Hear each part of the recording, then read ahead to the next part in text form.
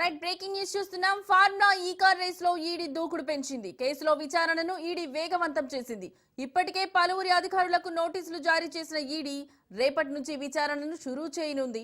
ఈ కేసులో రేపు ఈడీ విచారణకు హెచ్ఎండిఏ మాజీ అధికారి పిఎల్ఎన్ రెడ్డి హాజరు కానున్నారు.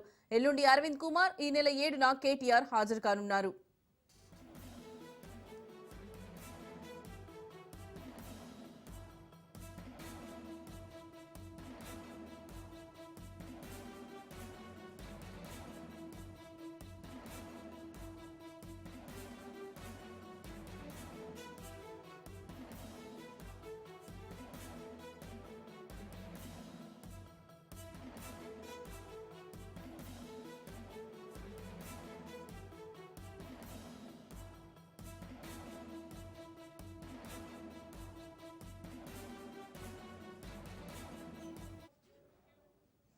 ఫార్ములా ఈ కార్ రేస్ లో ఈడీ దూకుడు పెంచింది. కేసులో విచారణను ఈడీ వేగవంతం చేసింది. ఇక ఈ అంశానికి సంబంధించిన మరింత సమాచారం మా ప్రతినిధి పవన్ ఫోన్ ద్వారా అందిస్తారు.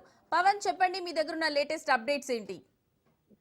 ఫార్ములా ఈ కేసుకు సంబంధించి ఈడీ అధికారులు దర్యాప్తు ముమ్మరం చేశారు. ఇప్పటికే ఫెమా ఉల్లంఘన సంబంధించిన నేపథ్యంలో ఏసీబీ కేసు నమోదు ఆధారంగా ఈసీఐఆర్ కూడా నమోదు చేశారు. నమోదు చేసి ఇప్పటికే నోటీసులు కూడా జారీ చేశారు.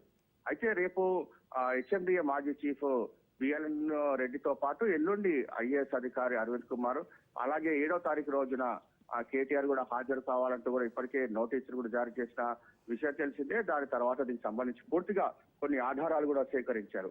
అయితే ఆ ఇతర సంబంధించిన కంపెనీకి, విదేశీ కంపెనీకి డబ్బులు ఎలా చెల్లించారు, ఏ నిబంధన ప్రకారం చెల్లించారనే దానిపైన కూడా మొదటగా విచారణ కొనసాగిస్తారు. ఇందులో భాగంగా చూస్తే కొన్ని కీలకమైన డాక్యుమెంట్లను కూడా తీసుకురావాలని చెప్పి కూడా ఇప్పటికే ఈడీ అధికారులు కూడా వారికి నోటీసులో సమాచారం ఇచ్చారు. ముఖ్యంగా ఏ బ్యాంకు నుంచి ఏ బ్యాంకుకి ఎంత బదిలీ చేశారు, 2 సార్లు మొత్తంలో ఎంత బదిలీ చేశారు అనే దానిపైన కూడా పూర్తిగా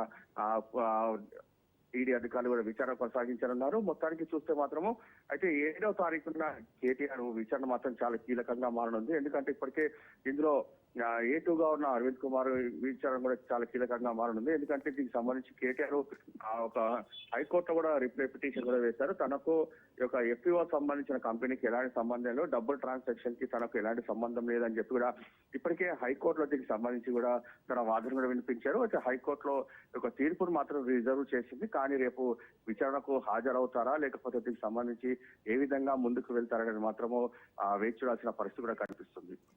రైట్ పవన్, థ్యాంక్ యూ.